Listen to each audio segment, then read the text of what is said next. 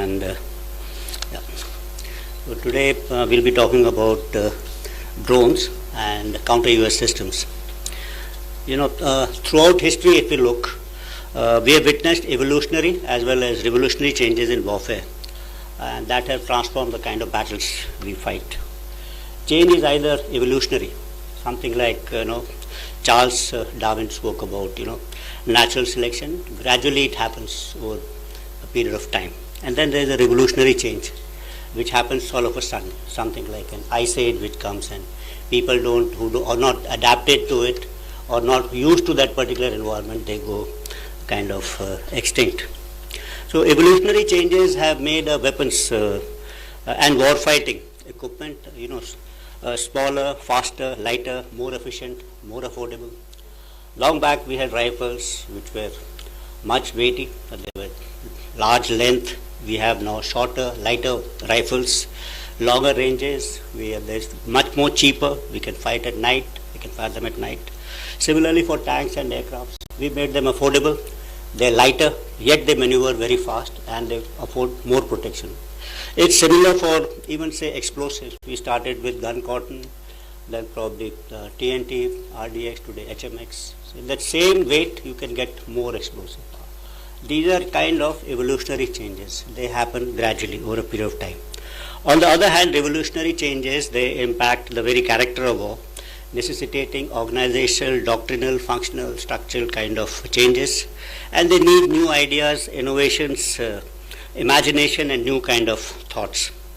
So advances in, say, this all has happened, and this has introduced those three revolutions in military affairs, which I have been talking about in large number of seminars and talks. And first, as Delhi speak about that first revolution in military affairs due to advances in surface mobility and aerial mobility, and that changes the way we used to fight. And second revolution in military affairs was basically due to advances in communication and ICT technologies, which again network people, you could take faster decisions.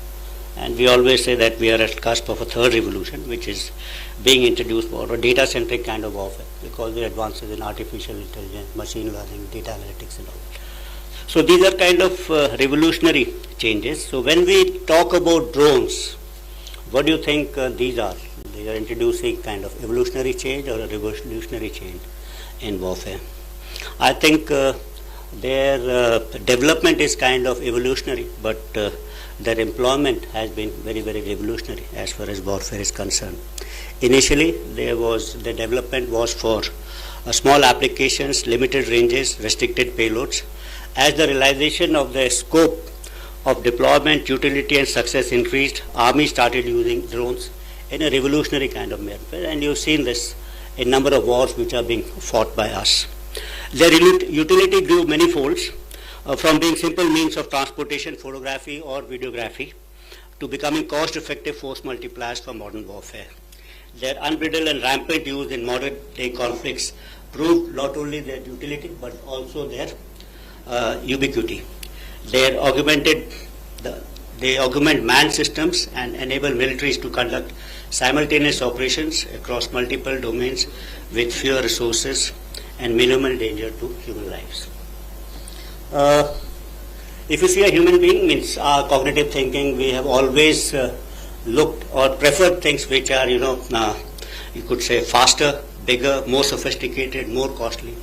We think that these are systems which are far better. Even if you look at the motto of Olympics, which says, Citius, Elitius, Fortius, which means faster, higher, stronger. It's in our DNA, it's in our system that we think that this is better. But look at a drone, which is the antithesis of what we are thinking. It's smaller, unimaginative, very, very clumsy. Most of them, the drones are not even aerodynamic. They're cheaper, they make a lot of noise, and yet they're effective, and they're unsophisticated, inexpensive. I think this is their USP, that it is beyond the conventional thinking. It beats conventional thinking. So this, I think, is very, very important. So let's look at unarmed aerial vehicles. That includes drones from a factual and conceptual viewpoint. Factually, drones are a proven reality. We know that their widespread utility in recent conflicts demonstrate how drones can shift tactical balance disproportionately to their size or price. Factual because the government of applications of US in modern warfare is challenging traditional ideas about air superiority, ground maneuver and force protection.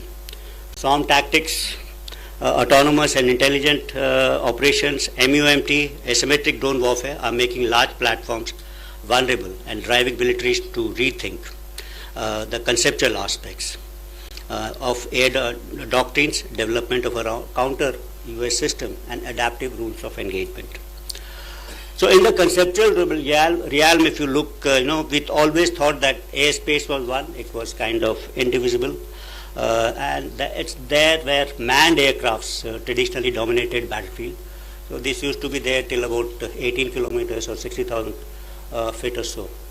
But the introduction of, say, ballistic missiles, hypersonic weapons, that is cruise as well as glide, has opened up that upper space, and we always say that today airspace also includes near space. So that's one way.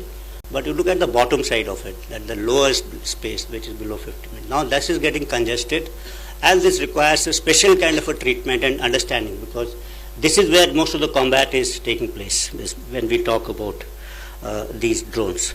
So the need of the hour is to develop capabilities to harness this lower airspace gainfully through utilization of force multipliers like US systems, and at the same time dissuade the adversary from doing so by developing a robust counter-US systems. During Operation Sindoor on 10th of May, Pakistan had used unarmed drones and loiter ammunitions.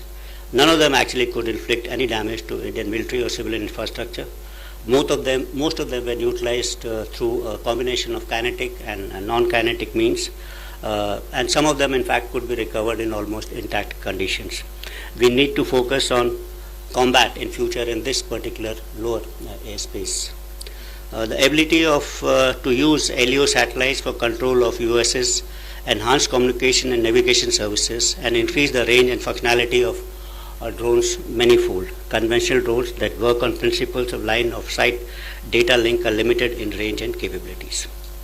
Let's now talk about counter US system and a counter US grid. As drones and autonomous systems become the choice of weapons for targeting, developing counter US systems to protect our critical infrastructure and military assets assumes importance. Counter US operations are extremely complicated. Detecting, identifying, tracking and neutralizing drones involves creation of a counter US grid that must be capable of integrating and networking multiple technologies such as radars, sensors, jammers, as well as directed energy weapons. The effectiveness of this architecture will hinge upon seamless coordination and integration across air defense networks, civil aviation, regulators, and local command and control structures to avoid gaps, fratricide, and operational blind spots. The modern counter-US system grid is not only about technology, it's about fusing disparate assets into a resilient, adaptive ecosystem that can dynamically respond to the evolving aerial threats in a contested lower airspace. Let's switch on to Atmanirbharta for both this drones and counter-US systems. Operation Sindoor has showed us as to why indigenously developed counter-US systems and counter-US systems built for our terrain and our needs are crucial. We cannot rely on imported niche technology that are crucial for our offensive and defensive missions. We must invent and build and safeguard ourselves. Dependence on foreign technologies weakens our preparedness, limits our ability to scale up production, results in shortfall of critical spares for sustenance and round-the-clock availability. Another important aspect of this capability is that foreign weapons and sensors, their capabilities are known to all, and adversaries can predict our tactics and doctrinal concepts based on the capabilities of this particular system. So you may have today on very modern aircrafts air-to-air missiles, so say ranges are known to us, so are they known to the adversaries also. And the moment if they are imported, then obviously the adversary can keep out of those ranges and develop tactics accordingly. So this becomes a severe limitation, but if you are developing systems which you own, their capabilities are not known to the enemy, and that may add an element of surprise when actually you are face to face in the initial encounters at least. So when we design, make and innovate at home, we secure our secrets, cut costs, retain the initiative to scale up production, and maintain around-the-clock readiness. Our Honorable Raksha Mantri has rightly said that Atmanirbharta is not a choice, it's part of a duty. In warfare, you cannot win with yesterday's weapon systems in today's warfare. In fact, today's warfare has to be fought with tomorrow's technology. And happy to note that this workshop is deliberating on crucial issues for Indianization and improvement in existing US and counter-US capabilities. I would like all of you during the day's deliberation to focus on a few things. First, I think, is increased impetus on defense R&D to deliver next generation of solutions. Then encourage modular, upgradable design so that new technology payloads, AI modules, EW technology can be integrated quickly. Develop standardized open architecture for plug-and-play modules for effective counter-US, both for kinetic and non-kinetic systems. Fifthly, create counter-US system testbeds for startups and DRDO. Sixthly, invest in secure sovereign software stacks for UAV control and anti-jamming. Seventhly, you could focus on stealth and next generation of UAVs. And last and not the least, develop a long-term vision roadmap for SON drones, drone carriers, MUMT, direct energy weapons, artificial intelligence-powered counter-US systems, etc. And so, towards the conclusion, I would say that this one-day workshop being organized by the Office of Scientific Advisor to CISC in collaboration with CENJOS is a much-needed steps towards evolving strategy to make India self-reliant and future-ready in counter-US and US technologies. I'm also very happy to note that the exhibition is being organized on the sidelines of this workshop to provide an opportunity to the industries to showcase their products to the users.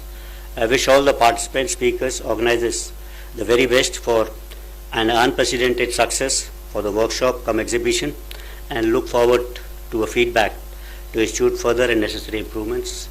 Then I will have a small little submission.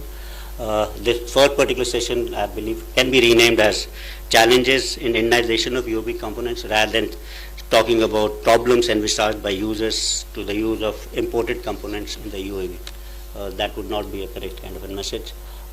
Thank you, ladies and gentlemen, for a very, very patient hearing. Thank you.